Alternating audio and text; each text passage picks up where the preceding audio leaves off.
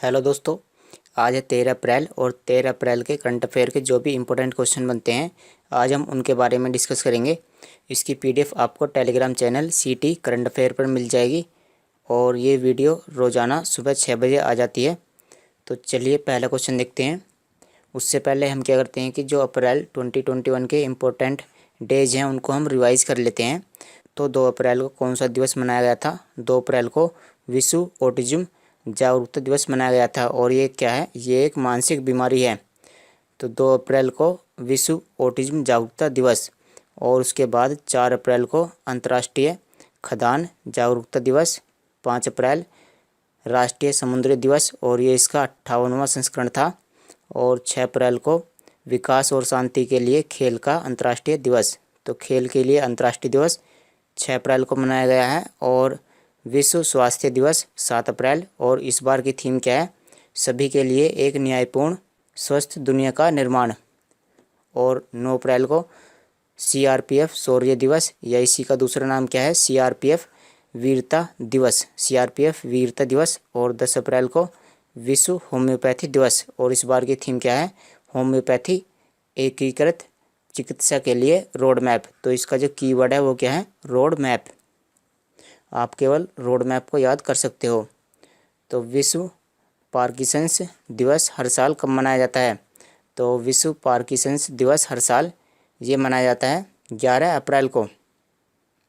तो ये पार्किंसंस भी एक मानसिक बीमारी है और इसकी वजह से क्या होता है? इसकी वजह से होता है कि जो शरीर के चलने फिरने की जो गति है वो भी धीमी पड़ जाती है और मांसपेशियां सख्त हो जाती हैं और शरीर में कंपन की समस्या पैदा हो जाती है। तो जो हाथ पांव इसमें कांपने लगते हैं। तो हर साल ये 11 अप्रैल को मनाया जाता है। इसका नाम क्या है? विश्व पार्किंसंस दिवस। जल जीवन मिशन के तहत हर ग्रामीण परिवार को जल कनेक्शन देने के लिए सिक्किम और किस राज्य ने वार्षिक कार्य योजना? तो वार्षिक कार्य योजना 2 राज्यों ने मिलकर के लॉन्च की है। तो पहला राज्य तो सिक्किम है और उसमें दूसरा राज्य कौन सा है? तो उसमें दूसरा राज्य है त्रिपुरा। तो इन दोनों ने ये योजना शुरू की है जिसके तहत प्रत्येक ग्रामीण परिवार को नल का कनेक्शन दिया जाएगा। चलिए सिक्किम के बारे में जान लेते हैं। मैप में यहाँ पर है ये सिक्किम और ये केवल एक ही राज्य के साथ अपनी बाउंड्री साझा करता है। ये है पश्चिम बंगाल और ये यहाँ पर पश्चिम बंगाल के साथ अपनी बाउंड्री साझा करता है। तो सिक्किम की राजधानी है गंगटोक और यहाँ के मुख्यमंत्री हैं प्रेम सिंह तमांग और यहाँ के राज्यपाल हैं गंगा प्रसाद और ये केवल एक ही राज्य के साथ अपनी बाउंड्री साझा करता है। और दूसरा राज्य क्या है? दूसरा राज्य है त्रिपुरा जो तीनों ओर से बांग्लादेश से घिरा हुआ है। यह है पश्चिम में और नीचे की तरफ दक्षिण में और ऊपर की तरफ उत्तर में। तो ये तीनों दिशाओं में बांग्लादेश से घिरा हुआ है। तो त्रिपुरा के बारे में जान लेते हैं। त्रिपुरा की राजधानी क्या है? अगरतला और यहाँ के मुख्यमंत्री हैं विप्लव देव और यहाँ के राज्यपाल हैं रमेश बैस। भारतीय सेना के किस लेफ्टिनेंट कर्नल ने हाल ही में सबसे तेज़ एकल साइकिलिंग? तो इन्होंने साइकिलिंग की है और तो इन्होंने क्या करा है? इन्होंने 2 गिनीज वर्ल्ड रिकॉर्ड बनाए हैं। तो इनका नाम क्या है? तो ये कर्नल हैं और इनका नाम क्या है? इनका नाम है भारत पन्नू। तो इन्होंने 2 गिनीज वर्ल्ड रिकॉर्ड बनाए हैं। तो इन्होंने साइकिल चला करके क्या करा है? इन्होंने जो स्वर्णिम चतुर्भुज योजना है, जैसे यहाँ पर इस तरीके से ये जैसे दिल्ली है और इधर की तरफ यहाँ पर कोलकाता, दिल्ली कोलकाता, यहाँ पर ये मुंबई और ये यहाँ पर क्या आएगा नीचे की तरफ? चेन्नई। तो इन चारों को जो सड़क आपस में जोड़ती है, जो राजमार्ग इन चारों को जोड़ता है, तो इन्होंने यहीं पर साइकिल चलाई है और वो सबसे कम समय के लिए चलाई है, यानी कम समय में इन्होंने अधिक दूरी तय की है। तो इसके लिए ही इन्हें गिनीज वर्ल्ड रिकॉर्ड में शामिल किया गया है। पंजाब सरकार ने कोरोना टीकाकरण अभियान के लिए किस अभिनेता को ब्रांड एम्बेसडर बनाया है? तो कोरोना टीकाकरण के लिए यानी प्रत्येक व्यक्ति अपना टीकाकरण लगवाए, तो इसके लिए किस अभिनेता को ब्रांड एम्बेसडर बनाया गया है? तो इसके लिए सोनू सूद को ब्रांड एम्बेसडर बनाया गया है कोरोना टीकाकरण के लिए। तो ये पंजाब सरकार ने इनको सोनू सूद को ब्रांड एम्बेसडर बनाया है। तो इनके बारे में एक बात और जान लेते हैं। सोनू सूद ने प्रवासी रोजगार ऐप लॉन्च किया है। प्रवासी रोजगार ऐप यानी प्रवासी लोगों के लिए रोजगार का ऐप। तो इसमें लगभग 50,000 से अधिक रोजगार के मौके दिए गए हैं। हाल ही में किस राज्य ने कोविड-19 के प्रसार को रोकने के लिए 14 दिनों का मास्क अभियान लॉन्च किया है? तो मास्क अभियान किसने लॉन्च किया है? मास्क अभियान ओडिशा ने लॉन्च किया है। तो 14 दिनों के लिए यहाँ पर क्या किया जाएगा कि प्रत्येक व्यक्ति को मास्क लगा करके रहना पड़ेगा। और ओडिशा ने क्या किया है? ओडिशा ने जो जुर्माना था वो 1,000 रुपये से बढ़ा करके 2,000 रुपये कर दिया गया है। तो मैप में यहाँ पर है ओडिशा और इसकी राजधानी क्या है? भुवनेश्वर। यहाँ के मुख्यमंत्री हैं नवीन पटनायक और यहाँ के राज्यपाल हैं गणेशी लाल।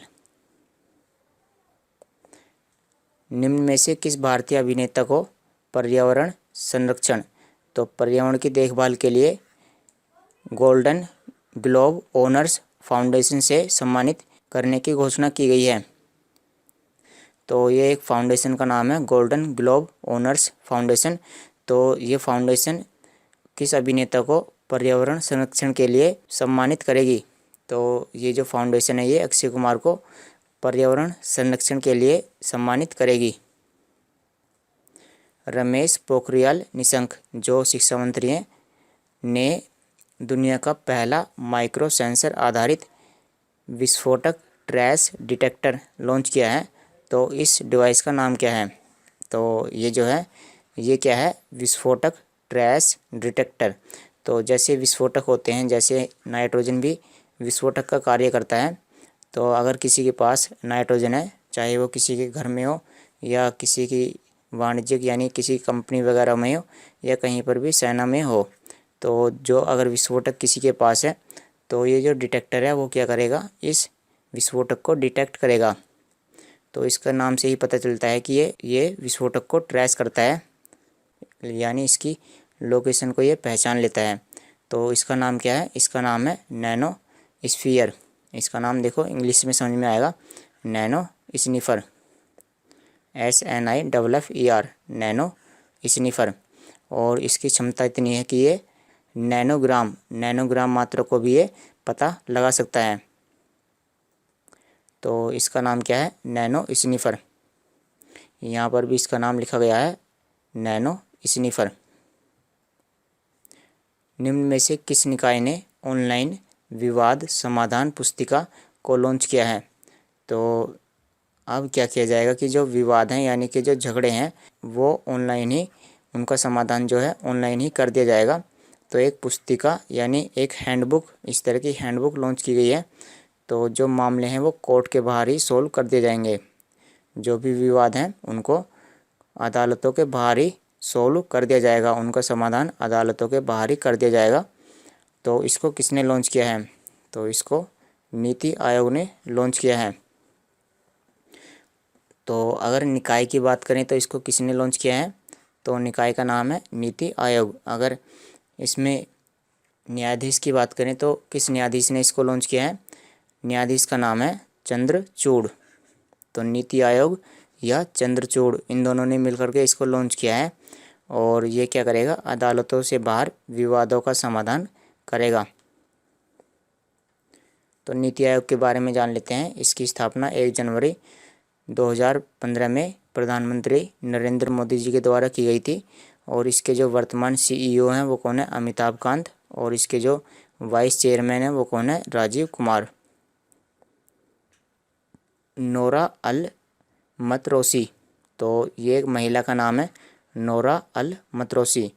तो ये UAE यहाँ की महिला हैं और इनको UAE की पहली महिला अंतरिक्ष यात्री की घोषणा कर दी गई है कि ये अब UAE की पहली महिला अंतरिक्ष यात्री बन गई हैं। तो इसका राइट आंसर क्या है? UAE। तो हाल ही में UAE ने घोषणा की है कि ये नोरा अल मतरोसी UAE की पहली महिला अंतरिक्ष यात्री बन गई हैं। तो इन्होंने इनके साथ एक पुरुष यानी मेल की भी घोषणा की है। और इनका नाम क्या है? इनका नाम है मोहम्मद अल मुल्ला।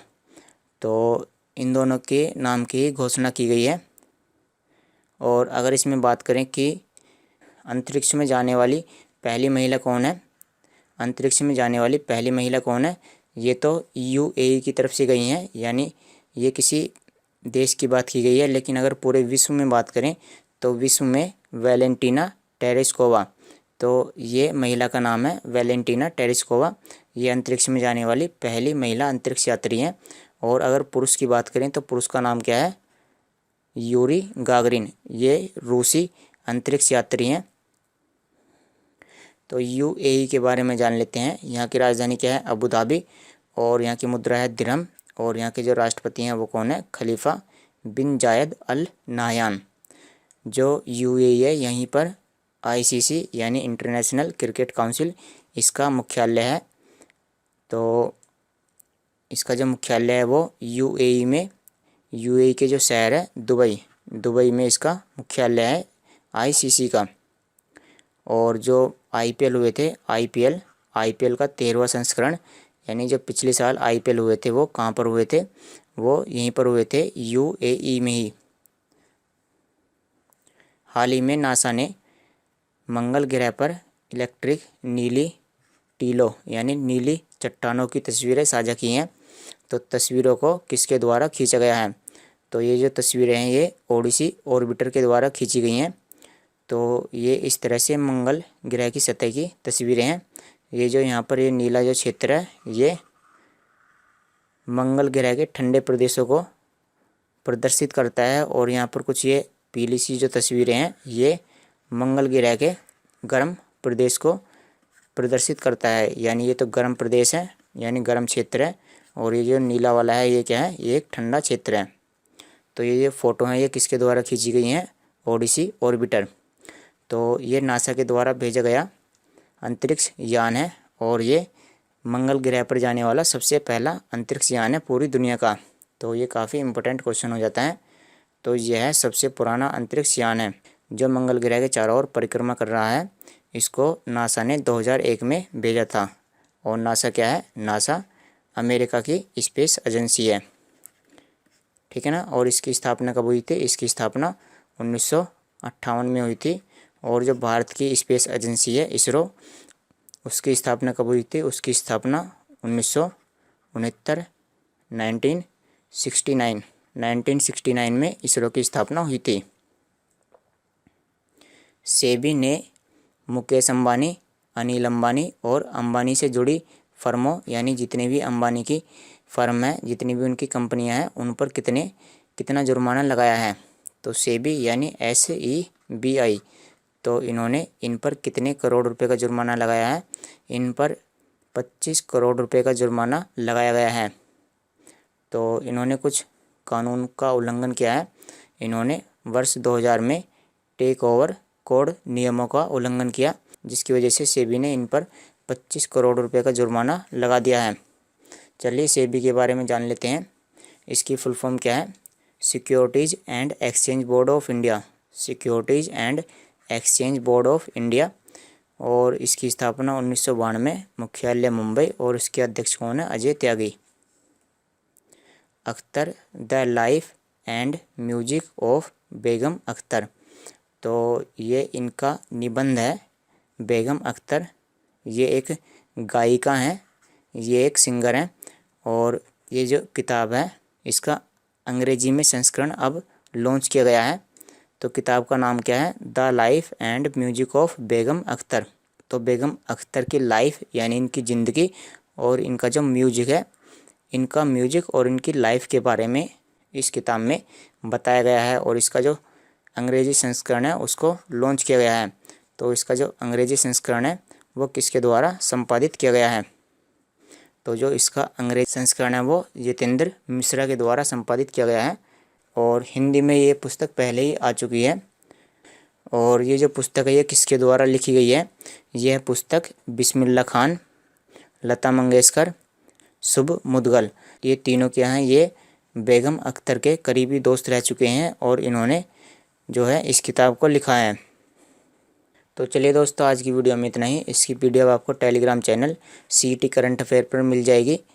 चलिए कल मिलते हैं फिर। Thanks for watching the video.